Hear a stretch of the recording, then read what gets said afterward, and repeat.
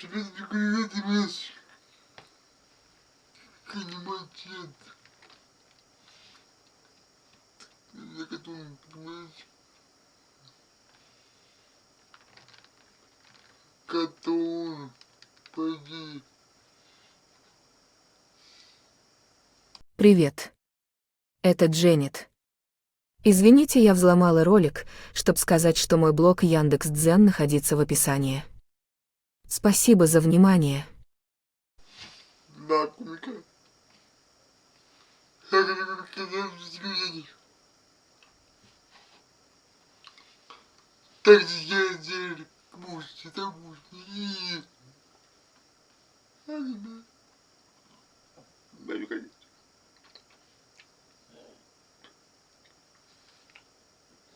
А на следующий день, как детей, они вместе со мной. Сказал, будет перейти, они будут проводить перейти куда. Силиком за ним, на пусти. Приятного полета. Полет без продукта. Понимаете, не помогает, let's go.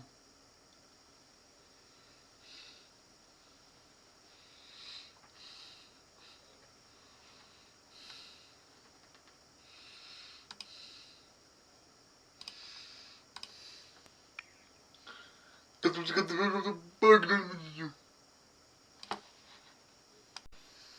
Поэтому никак не думаю. Думаю, опять понимаете. Окей. Правда. Это будет очень больно. Поняли? Всем привет! Этот сценарий Пять. пишется на высоте 11 тысяч метров над уровнем моря. Нет, у меня не взорвался пукан от неудачной катки. Просто сейчас я нахожусь в самолете. На канале уже есть ролик о моем отношении к полетам. И знаете, ничего не поменялось. У меня по-прежнему мокрые ладошки, и по-прежнему при каждой встряске я хочу потерять сознание. Окей, понятно. Ну, да, только.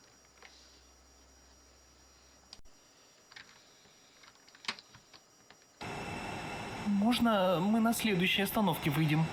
Уже 5-й полет, между прочим. Надо бы привыкнуть, но нет, каждый раз я прохожу через этот ужас. Про свое путешествие расскажу вам как-нибудь в другой раз. Сейчас не об этом.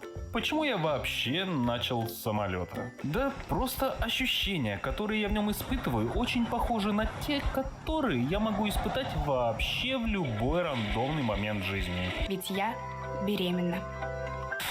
Не, просто я счастливый обладатель синдромом панических атак. Да, я в курсе, что сейчас это модно, и у каждого второго они есть, но и я пришел сюда не жаловаться. Такого добра навалом в этих ваших интернетах. Я хочу рассказать вам историю, с которой все началось. Давай, милом.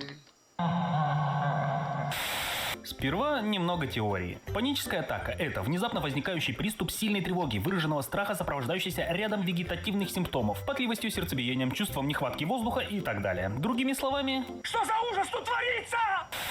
В принципе, я и до этих самых приступов был достаточно тревожным молодым человеком. Но один случай поделил мою жизнь на «до» и «после». Я скачал War Thunder, невероятный многопользовательский онлайн Куда быть ко мне? экшен, где танки, сайте рожали, появились и War Thunder, отработанный мой уникальный. Короче, были новогодние праздники, сам НГ все отметили со своими семьями, а через пару дней мы с друзьями решили собраться на даче, так сказать, after party. Было одно но. Чтобы отдохнуть на даче, сначала нужно поработать, так как домик, баня, туалет были похоронены под снегом. Блин, а еще печку топить нужно. Это я возьму на себя. Знакомьтесь, Серега. Человек, который, собственно, и спровоцировал данное мероприятие, так как очень давно хотел сходить в баню. А чтобы мы быстрее решились, он принял на себя ответственность за тепло и уют в доме. Закончив с раскопками, мы собрались в домике, начали раскладывать вещи и накрывать на стол. В это время Серега уединился с печкой. Ой, Мы это так ручки. Ай, так тут. только начали. Вечер продолжался, пиво лилось рекой, печка топилась... нет, не так, печка сильно топилась. Наш кочегар решил подойти с полной ответственностью к возложенным на него обязанностям и нагрел помещение так, что в 3 метрах от печки на пол, стекла детская картина, сделанная из пластилина. Огромные температуры, отсутствие нормальной вентиляции и злоупотребление спиртными напитками сделали свое дело. А именно, в один момент в груди я почувствовал неприятные ощущения. Не придав этому значения, наверное, просто отрыжка. Я продолжил веселиться дальше, как вдруг, еще через несколько секунд, оно повторилось. С большей силой и продолжительностью. Ощущения были такие, будто сердце стучало, и тут... И в этот момент мне уже было не до смеху. Вокруг все перестало существовать. Я был объят ужасом и страхом за свою жизнь. Подскочил пульс, я начал задыхаться, судорожно ища в кармане телефон. Я был уверен, что у меня сердечный приступ, и я вот-вот умру. Поняв, что из-за паники я сейчас не смогу нормально разговаривать, я сунул свой телефон брату со словами «Скорее, звони скорую, я умираю».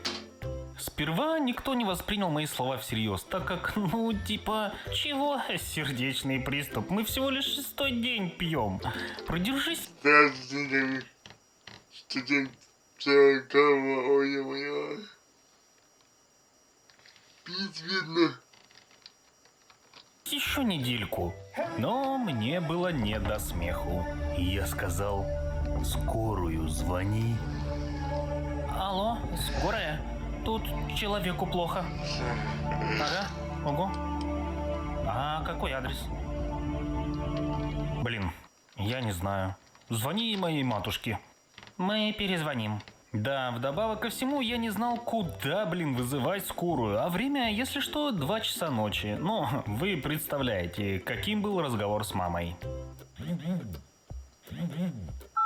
Да, алло.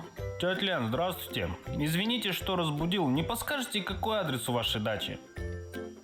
Чё? У дачи? А вам зачем? Да все хорошо, не переживайте. У Миши с сердцем плохо, хотим скорую вызвать. В общем, да, ночь стала тревожной не только для меня. Короче, получив адрес, мы наконец-то вызвали карету скорой помощи. Местность была сельская, поэтому на всякий случай я решил выйти навстречу машине, заодно подышать свежим воздухом. Кстати, к тому моменту меня уже стало понемногу отпускать, но страшно было до сих пор. Увидев заветные мигалки, я поспешил навстречу. Кто больной? Я больной, скорее реанимацию, пожалуйста, где у вас дефибрилляторы? Кто-нибудь ударьте меня током, я умираю. Сядьте, успокойтесь. Был бы сердечный приступ, вы бы так не бегали. Ого, ага, все понятно, вот таблетка, выздоравливайте. Ну, что сказали?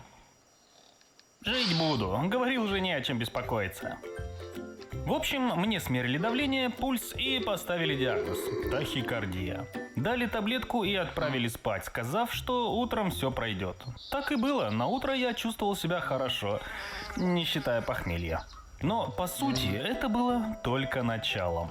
С тех пор при малейшем дискомфорте или, не дай бог, боли в груди, у меня может начаться приступ паники, который с большой вероятностью может перерасти в полноценную паническую атаку. Тем, кто это не переживал, наверное, не понять. В этот момент, знаете, человеку вообще бесполезно говорить что-то типа «Да ты успокойся, это все в твоей голове, просто подыши». Нет, это так не работает. Во время приступа ты не можешь думать ни о чем, кроме своей смерти, которая, по твоим ощущениям, вот-вот наступит. Тебе может быть настолько страшно, что станет абсолютно плевать, где ты и чем занят. Ты можешь начать звать на помощь прохожих или звонить в скорую. Причем мне не помогло даже то, что с тех пор я уже 2 раза полностью обследовал и сердце, и сосуды, где мне говорили, что с ними все в порядке. Я себе скорую вызывал 3 раза, и каждый раз говорили, что сердце работает идеально, но нет, я все равно не могу вытащить это из своей головы. Я до сих пор живу с этими приступами, но сейчас намного лучше с ними справляюсь. Как минимум не бегу звонить в скорую, а просто смиренно их пережидаю. Понимаю, что скажу банальные вещи, но берегите свое здоровье. Пока вы молоды, вы просто не замечаете каких-то проблем, но это не значит, что их нет. Они могут копиться и набирать силы, дав о себе знать уже в зрелом возрасте. И вот мои уже начинают проявляться. На этом все. Берегите себя и своих близких. Крепких всем нервов и сердец. До скорого. Давай, пока.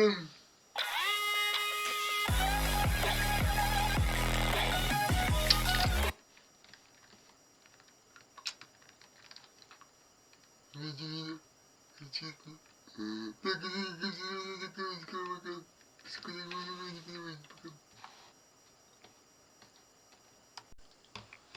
понял, я видел, блядь, ты пока забудешь. Панечка, пока-пока.